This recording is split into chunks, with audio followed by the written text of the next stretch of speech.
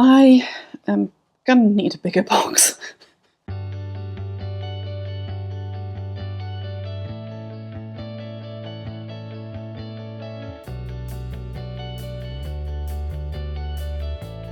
So hi and welcome back to Ahoi Creates. My name is Kirsten and today I'm going to be talking about round 3 of Sock Madness, and these are the Whisky Ahoi socks by Annette Gürtner, and they are a colourwork sock with a very different construction, which I'll explain in more detail shortly. But yeah, I knitted these. I got through to round 4 for my team, so that's Team G if you're interested. And so I'm going to tell you a bit more about the socks really. So in terms of yarn, I used Old Maiden Aunt Merino silk 4-ply, and I'm not sure what colourway this was. I think it might have been one I actually dyed at a workshop at her studio. For my first contrast colour, I've got this gorgeous sort of like almost whiskey coloured gold, which is Ginger's hand dyed from Ginger Twist Studio, and this is their Yakety-Yak 4-ply, which is silk and yak, and that is in the colourway Crunchy Leaves. And then my final one for the cream, which is CC2 or contrast colour 2, is Hedgehog Fibres sock in the colourway Seed. And I've used some of these colours for other socks in the series as well. But yeah, so happy with those. And they do actually fit, which I was really worried about because I kind of messed up with needles. I thought I had a 2.5mm needle on my cable. I didn't. I had 2mm. So I did this sock here, the full heel and everything, in 2mm needles, and it was like, I don't want to pull this back. It's colour work. It's slightly fuzzy. So I continued. Luckily it does fit, and for this one I ended up doing 2mm for this part of the sock, 2.25 for the toe, 2.5 for the leg, and 2.75 for the cuff. So I've decided just to use every needle size. On the second sock I did the heel area on 2.25, and I just did the rest of the sock on that as well, and I don't think I even went up for the tubular cuff. So to say they are a little bit of mishmash of sizings is perhaps an understatement. Now in terms of construction, you start work at the heel rather than the cuff or the toe, and what you come up with is something that looks very reminiscent of like a sock toe, except there's more increases going through it, and it comes out looking something like this, as a bit of a right angle. Now once that's complete, you then continue increasing in the same pattern, and you end up with what looks like a hat. Case in point here. Once you've completed that section, you then graft the middle part of those stitches together, leaving live stitches at the leg and the toe end. And you pick back up to finish the leg and the cuff, do the ribbing, cast off and everything, before you then go back to the toe and finish that off in the same way you would do a normal toe. And it does make for a very strange looking sock in terms of overall shape. It doesn't really sit on the sock blockers particularly well, but surprisingly once it's on your feet, it's actually a really good sized sock, and it fits quite snugly. I will say that picking up for the toe and the leg does leave a little bit of a hole at the edges of the grafting, and that's something that you had to close up.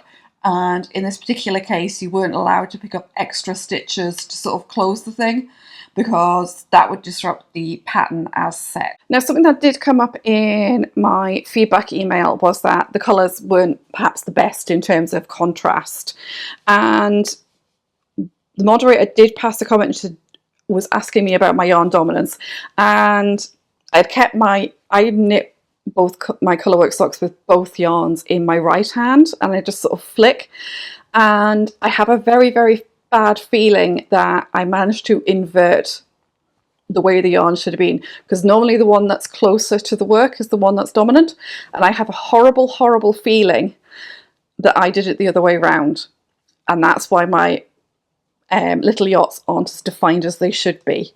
So that's something I'm going to have to keep an eye on and actually double check next time I do it. I will say as well is that the yarn I was using, the Old Maiden Aunt, was actually a lot thicker than the Hedgehog fibre or the Ginger's hand-dyed. So it's basically like a heavy fingering and a light fingering, which probably also didn't help with stitch definition. I will say, however, that I do think the colour choice is quite good for a Whisky Ahoi sock, because I've got a brown for a barrel and I've got the golden Whisky. So we will take it from there. So overall, I'm really happy that I got through.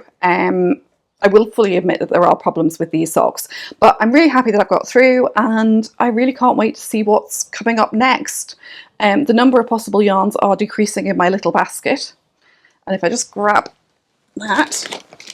So when I started this, I had a tote bag. Did I have 2 tote bags? I think I had 2 tote bags, basically full of sock yarn. A not so small bag full of competition yarn.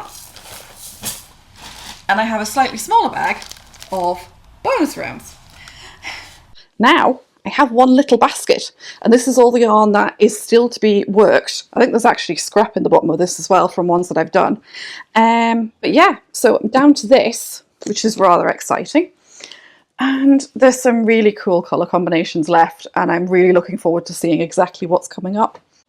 So a fun thing I have been doing alongside the Sock Madness socks is I have been sort of commemorating them in a slightly different way.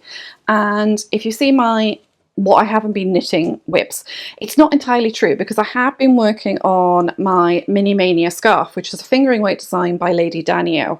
And it's this really, really cool linen stitch piece. And I've wanted to knit this for years. And as I said in the video, I've restarted this project several times, including this year, and I've been doing something a little bit different. Now, obviously, I've got a lot of yarn scraps in a bag for this project, but I've also been working on adding in every single yarn from the Sock Madness rounds.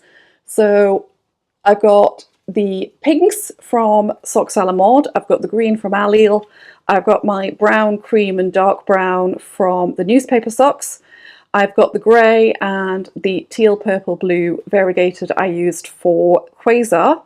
And then I've got Life in the Long Grass and Cookston Crafts, which is the teal and the grey from the Dragon Princess. Then I have the pink from Pretty Privilege. I have the teal, purple and pink variegated from my Quadrilateral Thinking. And now with finishing the Whisky Ahoi socks, I've got the brown, the gold and the cream from those. So it's been really, really fun just adding it in, and there's still quite a lot of yarns to go. But I thought that was just a really fun way of doing it. I was actually thinking I might have a look through my stash and see if I have any of the yarns from the socks from last year's competition and see if I can add those ones in as well, because I think that would be fun. But yeah, so that's been a fun little project, and it's using up little bits of yarn and things. So yeah. So thank you so much for watching. If you like the video, why not click that like button? And if you want to see more from me, hit the subscribe. Thank you so much for watching, and I'll catch you next time. Bye!